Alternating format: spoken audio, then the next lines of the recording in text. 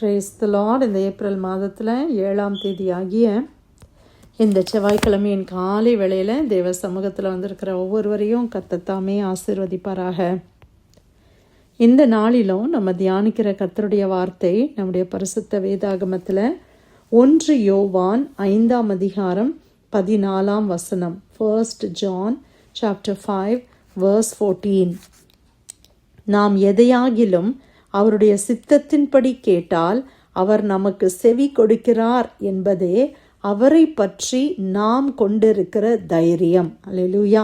கர்த்தருடைய அருமையான இந்த வசனத்துக்காய் கர்த்தரை ஸ்தோத்திரிக்கலாம். நாம் எதையாகிலும் அவருடைய சித்தத்தின்படி கேட்டால் அவர் நமக்கு செவி கொடுக்கிறார் என்பதே அவரை பற்றி நாம் கொண்டிருக்கிற தைரியம். அப்போ கர்த்தரிடத்துல நம்ம ஒன்றை கேட்கும்போது அது ஆண்டவருடைய சித்தத்தின்படி நம்ம கேட்டோமே ஆனால் நிச்சயமாய் கர்த்தர் அதை கேட்கிறார் என்கிற நிச்சயம், அந்த தைரியம் நமக்கு இருக்கிறது. we have confidence.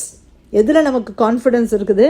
ஆண்டவர் என் ஜெபத்தை கேட்குறாங்க, அதுவும் விசேஷமாக நான் ஆண்டவருடைய சித்தத்தின்படி நான் ஜெபம் பண்ணால் நிச்சயமாக ஆண்டவர் கேட்குறாங்கன்ற கான்ஃபிடென்ஸ் நமக்கு இருக்குது. அல்லேலூயா, ஆமென். சில நேரத்தில் நம்ம ஜெபிக்கிறோம், ஆனால் ஜெபத்திற்கு பதில் வரலன்னு உடனே நம்ம சோர்ந்து போய் விடுகிறோம். ஆண்டவரே, நான் எவ்வளோ நாள் ஜெபம் பண்ணுறேனே, எனக்கு இதில் ஒரு மாற்றம் வராதா, ஒரு பதில் வரலையே. நம்ம சோர்ந்து போய் என்ன செய்கிறோம்? ஜெபத்தை நம்ம நிறுத்தி விடுகிறோம். ஆனால் வசனம் என்ன சொல்லுது? கர்த்தர் நம்ம ஜெபத்துக்கு செவி கொடுக்கிறார். அதுவும் ஆண்டவருடைய சித்தத்தின்படி. இப்போ குடும்பத்தில் சமாதானத்துக்காய் ஜெபம் பண்ணுறது தேவ சித்தம். ஒருவர் ரட்சிக்கப்படணும், பாவத்திலிருந்து வெளியில் வரணும் அப்படின்னு ஜெபம் பண்ணுறது தேவ சித்தம். இது ஆண்டவருடைய வெளிப்படுத்தப்பட்ட தேவ சித்தம். எல்லா மனிதர்களும் ரட்சிக்கப்படுவது என்பது ஆண்டவருடைய சித்தமாக இருக்குது. அதுக்கு தான் ஆண்டவர் இந்த பூமியிலேயே வந்தாங்க இல்லையா? குடும்பத்தில் சமாதானம் இருக்கிறது, ஒருத்தர் பாவத்திலிருந்து விடுதலையாகி வருகிறது, இதெல்லாம் வெளிப்படையான தேவ சித்தம். யாராவது பாவத்தில் ஆண்டவர் ஒரு நாளும் பாவத்தில் ஒரு மனுஷன் அப்படியே மறிக்கணும்னு நினைக்கவே இல்லை. எல்லாரும் பாவத்தை விட்டு மனம் திரும்பணும்னு தான் நினைக்கிறாங்க. அப்போது நம்முடைய குடும்பத்திலேயோ இல்லை நண்பர்களோ இல்லை நம்மளுடைய உறவினர்களோ இல்லைன்னா நம்மளுக்கு அக்கம் பக்கத்தில் இருக்கிறவங்களோ யாராவது ஒருத்தர் ரட்சிக்க அனுபவத்தில் வரல, இல்லை ஏதோ ஒரு தீய பழக்கத்தில் இருக்கிறாங்க, அதுலேருந்து விடுதலையாக்குங்க ஆண்டவரே அப்படின்னு நம்ம ஜெபம் பண்ணுறது தேவ சித்தம். எப்போ நமக்கு தேவ சித்தம் எதுன்னு தெரியாது அப்படின்னா, இப்போ ஒரு பர்டிகுலர் வேலைக்காக நம்ம ஜெபிக்கிறோம். ஆண்டவரே, இந்த வேலை எனக்கு கிடைக்கணும் ஆண்டவரே, இல்லை இந்த வீடு எனக்கு வேணும் ஆண்டவரே, இந்த இடத்துல நான் வீடு வாங்கணும் அப்படின்னு நம்ம ஜெபிக்கிறோம். அது தேவ சித்தமா அப்படின்றது நம்மளால் புரிந்து கொள்ள முடியாது. அது கர்த்தருக்கு தான் தெரியும் இல்லையா? அந்த மாதிரி சூழ்நிலையில் நம்ம பிடிவாதமாக ஜெபிப்பதை விட்டு நம்ம எப்படி ஜெபம் பண்ணலாம்? ஆண்டவரே, உங்களுக்கு சித்தமானா இதை நீங்கள் வாய்க்க பண்ணுங்க. அப்படிதான் ஆண்டவராக இயேசு கிறிஸ்து நமக்கு கற்றுக் கொடுத்தார். கெத்செமனே தோட்டத்தில் ஆண்டவர் என்ன கற்றுக் கொடுத்தாங்க, எப்படி ஜெபிக்கணும்னு கற்றுக் கொடுத்தாங்கன்னா, ஆண்டவர் தன்னுடைய விருப்பத்தை அந்த இடத்துல சொல்றாங்க.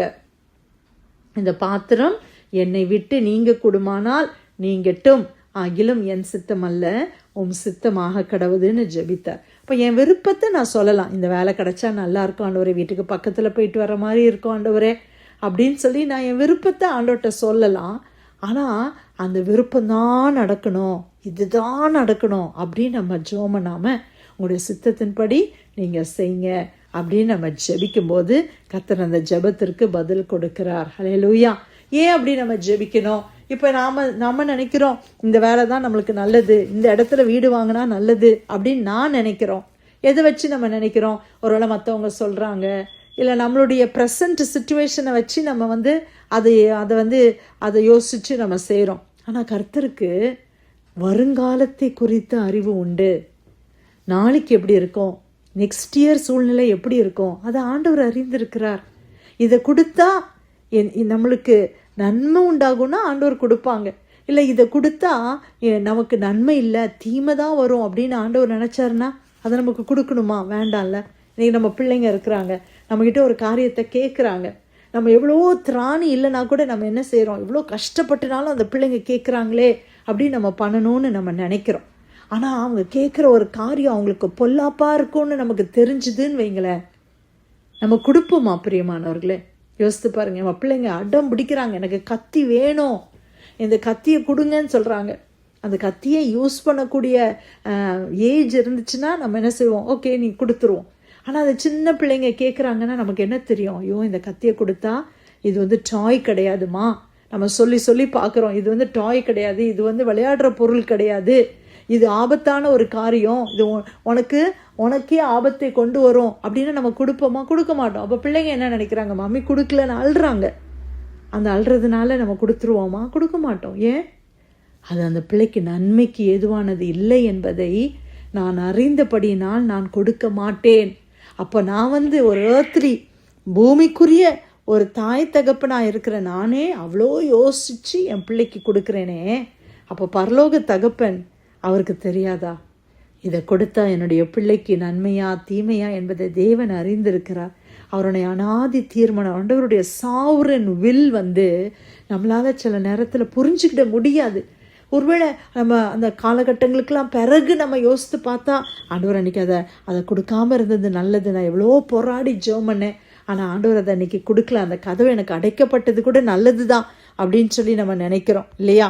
கர்த்தருடைய பிள்ளைகள் எப்பொழுதும் தேவ சித்தத்தின்படி நம்ம ஜெபிக்க பழகி கொள்ள வேண்டும். சரி, தேவ சித்தம் எனக்கு புரியல சிஸ்டர், எனக்கு எது தேவ சித்தம்னே தெரியலையே அப்படின்னா நீங்கள் என்ன ஜெபம் பண்ணலாம்? ஆண்டவரை மாதிரி நம்ம ஜெபம் பண்ணலாம். ஆண்டவரே, இது உங்கள் சித்தமாக இருந்தால் கொடுங்க, இது உங்கள் சித்தம் இல்லைன்னா இந்த கதவை நீங்களே அடைச்சிருங்க ஆண்டவரே, அது அடைக்கப்பட்டதாகவே இருக்கட்டும், எனக்கு அதை தாங்குகிற பலனையும் கொடுத்துருங்க. சரி, இது ஆண்டவருடைய சித்தம் இல்லை, அதனால தான் ஆண்டவர் இதை இவ்வளோ போராடி ஜெபம் பண்ணேன், உபவாசம் பண்ணி ஜெபம் பண்ணேன், அது கிடைக்கல, இல்லை இந்த காரியம் கைகூடி வரல, சரி இதில் ஒரு நன்மை இருக்குது அப்படின்னு சொல்லி நம்ம என்ன செய்யணும்? அதை ஏற்றுக்கொள்ளுகிற அந்த கிருபையும் ஆண்டவர்கிட்டயே நம்ம கேட்டுடலாம். அல்லேலூயா.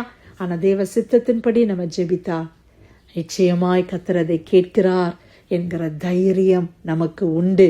ஆகவே நாம் ஜெபத்தில் சோர்ந்து போகக்கூடாது. காலம் தாமதித்தாலும் அது வரும். ஆமேன். அல்லேலூயா. நிச்சயமாகவே முடிவு உண்டு. உன் நம்பிக்கை வீண் போகாது. ஆண்டவர் செய்வார். ஆண்டவர் அவர் குறித்த நேரத்தில் ஆண்டவர் செய்வார். ஏன் ஆண்டவர் டிலே பண்ணுறாங்கன்றதுக்கு ஆண்டவருக்கு தான் பதில் இருக்குது. நமக்கு எல்லாம் தெரியாது, எல்லா ஞானமும் நம்மக்கிட்ட இல்லையே. நம்ம மனிதர்களாகத்தானே இருக்கிறோம். மனிதர்களாகிய நமக்கு ஒரு சின்ன மூளையை வச்சு நம்ம ஆண்டவருடைய மூளையை கணிக்க முடியாது. ஆனால் ஒன்று தெரியும், ஆண்டவர் எனக்கு நன்மை தான் செய்வாங்க, ஆண்டவர் என்னை நன்மையான பாதையில் தான் நடத்துவாங்க, ஆண்டவருக்கு என்னுடைய நல்ல interest, he has best interest about me. நம்மளை பற்றி ஆண்டவருக்கு நல்ல நினைவுகள் இருக்குது, உயர்ந்த நினைவுகள், உயர்ந்த திட்டங்களை கர்த்தர் வைத்திருக்கிறார். ஒரு சில பாதையில் நம்ம போக வேண்டும் என்பது தேவ சித்தமானால் அதற்கு ஒரு முகாந்திரம் இருக்கும். ஒருவேளை அந்த பாதையில் நான் போகிறதுனால நான் ஆண்டவர் என்னை உருவாக்குறாங்க, என்னை ப்ரிப்பேர் பண்ணுறாங்க அப்படின்றதையும் நம்ம எடுத்துக்கொள்ள முடியும். அல்லேலூயா. எத்தனையோ விதங்கள் கோணங்களில் நம்ம இதை பார்க்கும் பொழுது அதை நன்றாய் புரிந்து கொள்ள முடியும். அப்படி புரிந்து கொள்ளவே முடியலனாலும் ஒன்று எனக்கு நிச்சயம், ஆண்டவர் எனக்கு நன்மையை செய்கிறாங்க, ஆண்டவருடைய சித்தத்தின்படி நான் ஜெபம் பண்ணா கட்டாயமாக கர்த்தர் அந்த ஜெபத்தை கேட்குறாங்க, செவி கொடுக்கிறார் என்பது நிச்சயம். அடுத்த வசனம் என்ன சொல்லுது? நாம் எதை கேட்டாலும் அவர் நமக்கு செவி கொடுக்கிறார் என்கிறதை நாம் அறிந்திருந்தோமே, ஆனால் அவரிடத்தில் நாம் கேட்டவைகளை பெற்றுக்கொண்டோம் என்று அறிந்திருக்கிறோம். அப்போ முதல்ல தேவ சித்தத்தின்படி நான் ஜெபிக்கணும். நான் ஜெபிக்கும் போது ஆண்டவர் எனக்கு செவி கொடுக்குறாங்க, என் ஜெபத்தை ஆண்டவர் கேட்குறாங்கன்றது எனக்கு ஒரு நிச்சயம். அடுத்தது அதை நான் பெற்றுக்கொண்டோம். அல்லேலூயா. நான் ஜெபமனதை தேவ சித்தத்தின்படி நான் ஜெபித்த காரியத்தில் ஆண்டவர் கேட்டது மட்டும் இல்லை, அதை நான் பெற்றுக்கொண்டேன். அல்லேலூயா. கட்டாயமாக கர்த்தர் கொடுப்பார். அது எப்போ கொடுப்பார்ன்றது தேவ தீர்மானத்தின்படி செய்வார், ஆனால் நிச்சயமாக கர்த்தர் கொடுப்பார். அல்லேலூயா. இந்த வசனங்களுக்காய் இந்த காலை வேளையில கர்த்தரை ஸ்தோத்திரிக்கலாம். ஆகவே ஜெபத்தில் உறுதியாய் தரித்திருப்போம். ஜெபத்தில் சோர்ந்து போயிட வேண்டாம். ஜோமணி நடக்கலையே அப்படின்னு சோர்ந்து போகாதீங்க. ஆண்டவர் கட்டாயமாக நமக்கு செய்வாங்க. 1 யோவான் 5:14 நாம் எதையாகிலும் அவருடைய சித்தத்தின்படி கேட்டால் அவர் நமக்கு செவி கொடுக்கிறார் என்பதே அவரை பற்றி நாம் கொண்டிருக்கிற தைரியம். கர்த்தர் கொடுத்த நல்ல வார்த்தைக்காய் ஆண்டவருக்கு நன்றி செலுத்தி பிரேயர் லைனில் வந்திருக்கிற யாராவது நம்ம ஜெபிக்கலாமா?